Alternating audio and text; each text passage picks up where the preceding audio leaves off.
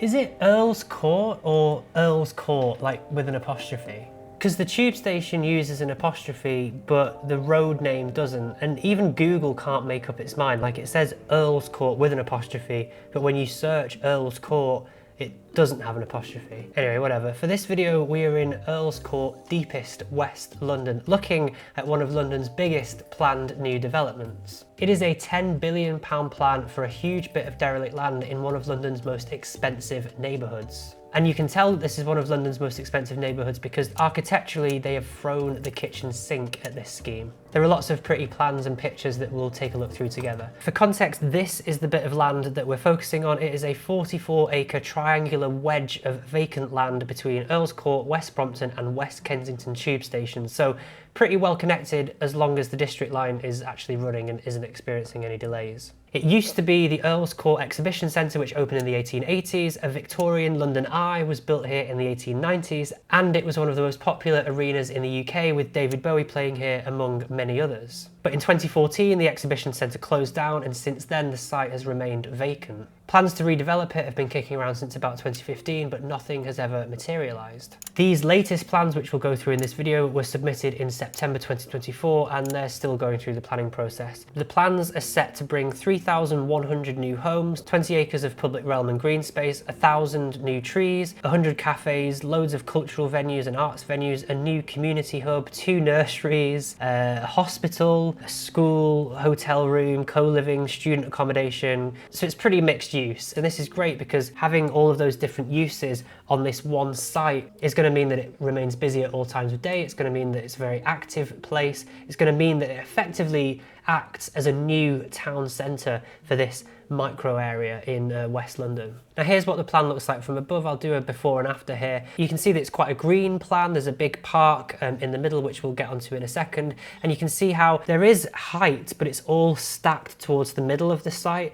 So that triangular building there that you can see at the back, that is an existing tall building in the area. It's currently the tallest building for miles. And you can see that they've stacked all of the tall buildings towards that building to provide a bit of a cluster. And then the heights very much step down towards the more historic terraced crescent streets at the front here towards Earls Court. And so here's the plan showing building heights again, just reiterating what I said a minute ago about the buildings stepping down towards the more historic terraces on those crescents there. And the tallest building that they're planning here is 42 stories. So that is a lot of height for this part of West London, which doesn't really have that much height at the moment. Now we'll start off with what they're calling Empress Place, which is named after that triangular building there, which I think is called the Empress State Building, which I found quite funny because it's similar to Empire State Building or whatever. And we're going to focus on those tall buildings first, because although they're very tall and they'll be seen for miles, I think they're pretty stunning and are maybe some of the best tall buildings that have been proposed in London for a long time. So this is the tallest building on site. This is the 42-storey one. So it steps back towards the top and has this pretty iconic looking crown. And they seem to have leaned into that quite a bit, because the architectural language that I'm getting from this building is kind of Art Deco, a bit of a neo-Art Deco going on here, with the curved windows at the side there, very much expressing that verticality, which is again a big mark of Art Deco. Even the bit towards the crown there, just with those vertical lines, it does look quite similar to some of the Art Deco buildings that you see in like New York and Chicago. New York itself is having a little bit of an Art Deco revival at the moment. There's a few, however you call it, Neo Art Deco or whatever, but there does seem to be a bit of an Art Deco revival going on. So maybe this is sort of London's answer to New York's Art Deco revival. And so at the base here, I can see that Art Deco expression even more. The curved canopies on the front of these retail units, the vertical lines coming down around the windows there, and even that curved glass there. It's all very Art Deco, very streamlined, modern. It's quite exciting to see this style of building coming back for the 21st century. And because they're proposing quite a few tall buildings in this area, I guess they see this building as kind of the peak of the skyscraper cluster here, and so they wanted to accentuate that a little bit more with this stepped back crown. And here's another of the tall buildings they're building. This one is 27 stories, so much shorter than the tallest building on the site. Love that green. You might remember on my Liverpool Street video, I really like this shade of green. And that shade of green continues all the way to the ground floor here. Ah, my leg is dead. Oh God, I've just been sat on my leg this whole time. I literally can't feel it. Oh my goodness. Ah.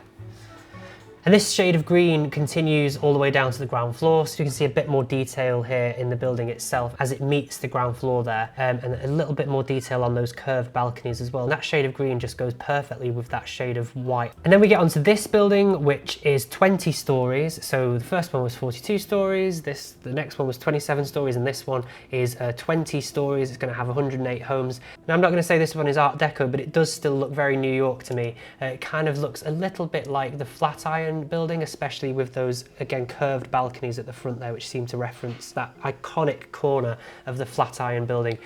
Similar colour brick as well, so maybe that was their inspiration. And this is just another really stunning building, I think. And here's a little bit more detail as it meets the ground. We have that lovely curved arch doorway there, these round windows, and then they look like a green shade of brick. You can see they've used a different shade of brick for the lower floors than they have for the upper floors, and that just helps the building meet the ground. It just gives it a more human scale feel. And another of the tall buildings being built here is this one, which is 34 stories.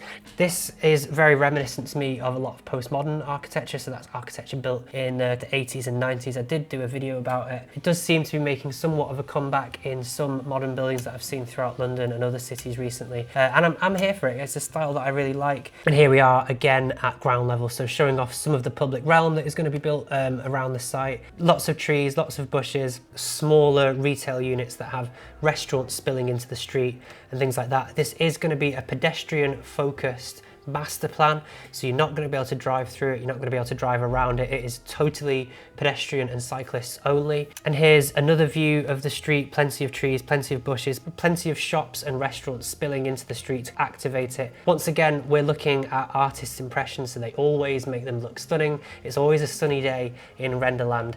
Now, with this view here, we're looking from, it's the street that you're on when you come out of West Brompton station.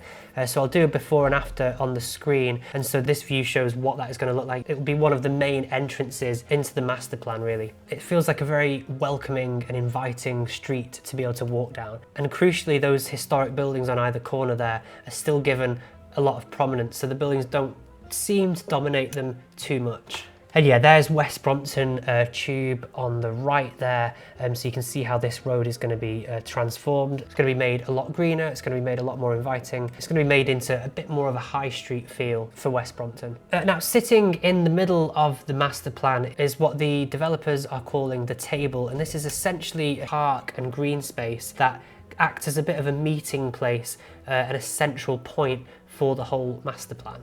So they're calling it a destination public open space located at the confluence of key routes, and it seems like they're doing some sort of water fountain as well. So it'll be very much somewhere that people come and meet and come and maybe spend the day, maybe go to a restaurant. Here are some renders of it, very, very green. I'm going to bring up Elephant Park again because it does look very similar to Elephant Park, but we are seeing a lot of green spaces start to look like this now. It was only really 20 years ago when new developments were built with green space, and the green space would basically just be a lawn with some trees. Very windswept, very boring. And in recent years, we seem to be putting a lot more effort into green focused placemaking.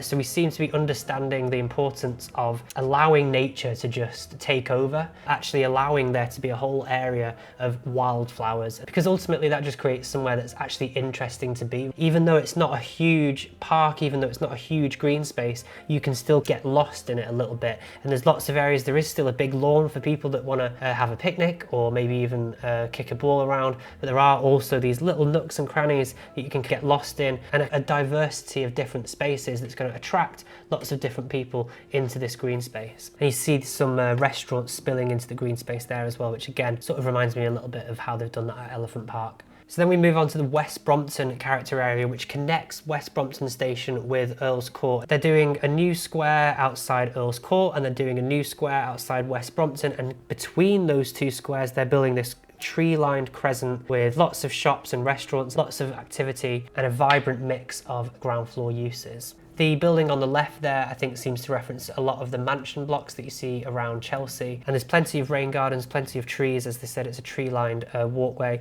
with these restaurants spilling out as well.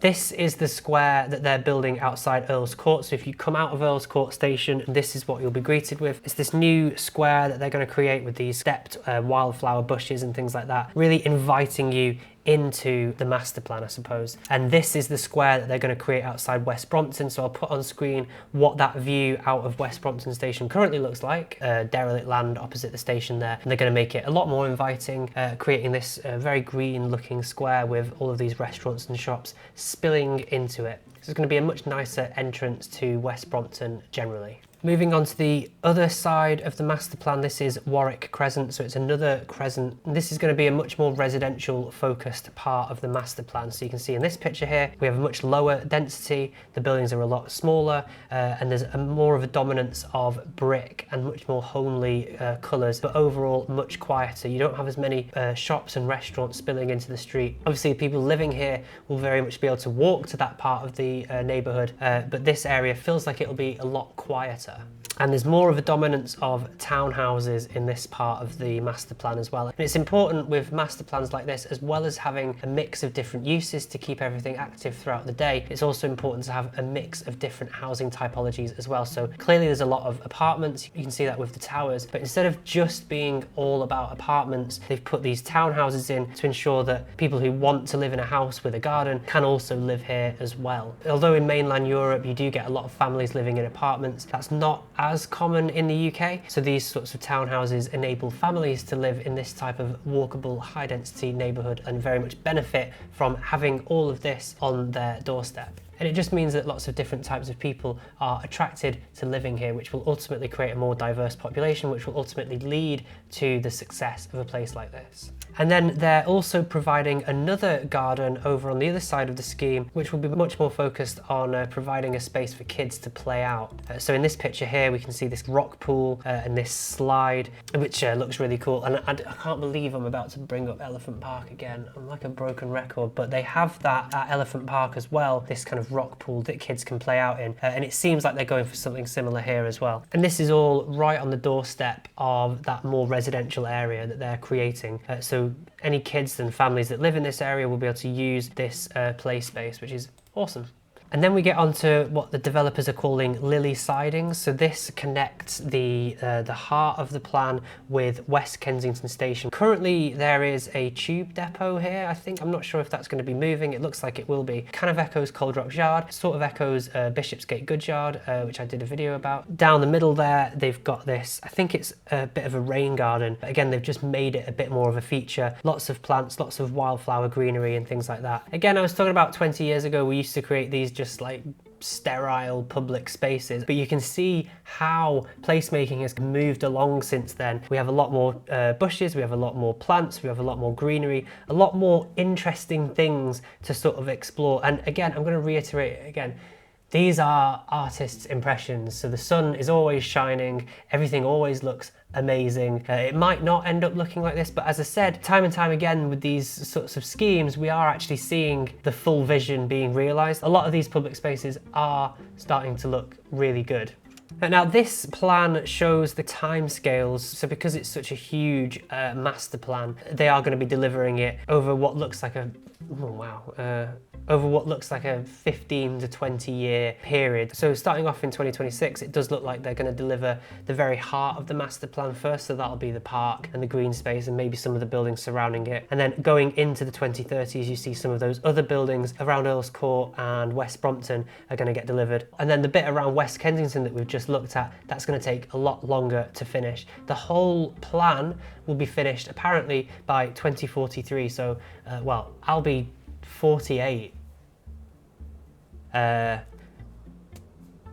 yeah, anyway, subscribe if you want, let me know your thoughts, see you in the next one.